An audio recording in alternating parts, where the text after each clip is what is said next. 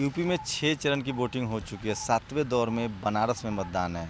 प्रधानमंत्री लगातार कैंपेन कर रहे हैं और 6 चरणों में जिस तरह से बम्पर वोटिंग हुई है उसके क्या नतीजे निकलते हैं। मेरे साथ बीएचयू के प्रोफेसर डॉक्टर महेश प्रसाद अहिरवार हैं, जो इतिहास के भी प्रोफेसर हैं, एक राजनीतिक विश्लेषक भी हैं और लगातार चुनाव पर, राजनीतिक हलचल पर नज़र रखते हैं। सर, 6 चरण की वोटिंग ख़त्म हो गई है।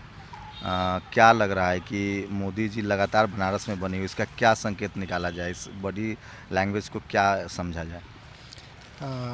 ये मोदी जी 3 दिनों से यहाँ डेरा डाले हुए हैं। ये ऐसा लगता है कि वो उनके अंदर हार का खौफ स्पष्ट है, दिखाई दे रहा है। नहीं तो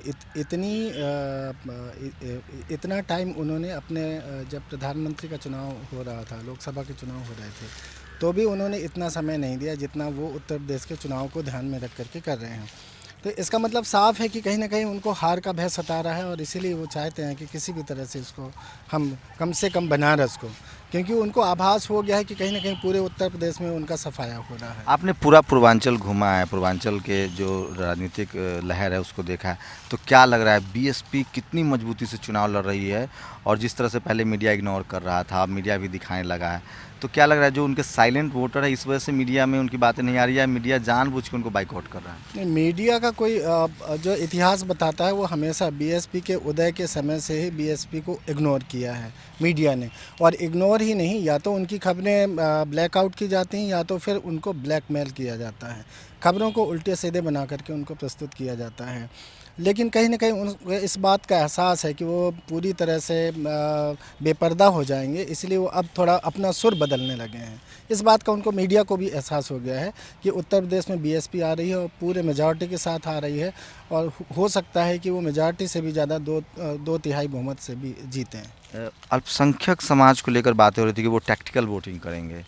क्या लग रहा है वो टैक्टिकल वोटिंग कर रहे हैं, जहां बीएसपी का जो बीजेपी के कैंडिडेट से ज़्यादा हराने वाला है उसको वोट कर रहे हैं, या एक मुश्त वोट जो है, ज़्यादातर वोट, एक राजनीतिक विश्लेषक के तौर पे आप क्या देखते हैं, ज़्यादातर वोट बीएसपी के पक्ष में जा रहे हैं? नहीं, पूरा टैक्टिकल वोटिंग का सवाल ही नहीं उठता। अब जो अल्पसंख्यक समुदाय है वो पूरी तरह बीएसपी के साथ है और अब इस बार वो बीएसपी को जितवाने के लिए वोटिंग कर रहे हैं, ना कि बीजेपी को हरवाने के लिए। जो टारगेट है उनका वो ये है कि वो बीजेपी किसी भी तरह से ना आए।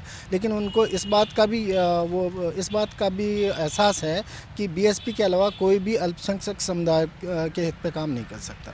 आप बनारस के बारे में कहा जाता है कि यहाँ मुस्लिम आबादी है जो कि जनरल कैटेगरी से ज़्यादा है, उसके बाद ओबीसी की बहुत बड़ी आबादी है। ओबीसी वोट को लेकर पूरे यूपी में चर्चा हो रहा है। 6 चरण के मतदान हो चुके हैं, 7वें दौर का मतदान बाकी है। क्या लग रहा है ओबीसी वोट की अगर बात करें तो वो किस तरफ आपको जाता दिख रहा है? क्योंकि आरक्षण को लेकर जिस तरह से बयानबाजी हुई थी, क्या ओबीसी तय कर चुका है कि उसे आरक्षण बचाना है? ये ओबीसी के दिमाग में बात आ चुकी है कि बीजेपी के आने का मतलब है उनके जो मौलिक अधिकार हैं, जो संवैधानिक अधिकार हैं, उनको बीजेपी समाप्त कर देगी, खास करके आरक्षण को लेकर के।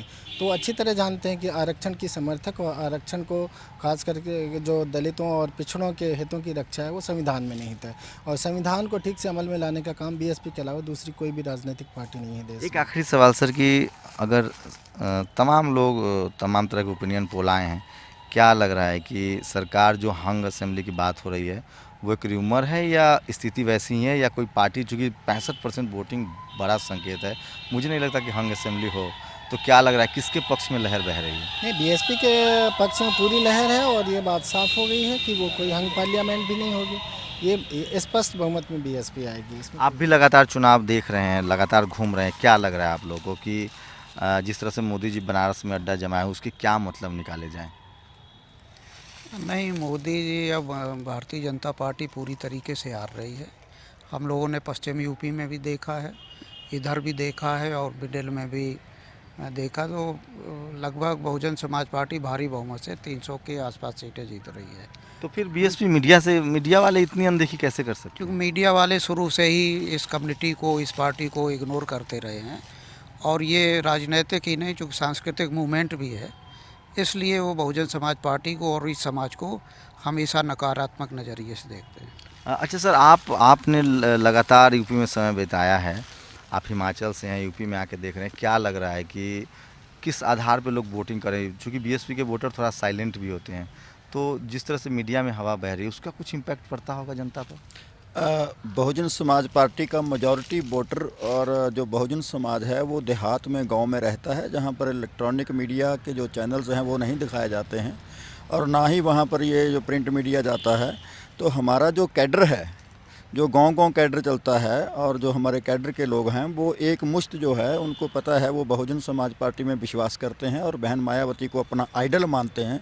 तो हमारा जो वोट है वो एक मुश्त जो है वो बहुजन समाज पार्टी को ही पड़ता है। सर एक और सवाल, आखिरी सवाल है कि जो बीएसपी के जो कोर वोटर्स हैं और जो अल्पसंख्यक समाज के लोग हैं, वो पहले के अलावा जिस 2014 में जो हुआ उसके बाद अब एकजुटता दिखा रहे हैं और उनको लग रहा है कि बीएसपी अंतिम विकल्प है उनके लिए और वो एकजुटता दिख रही है।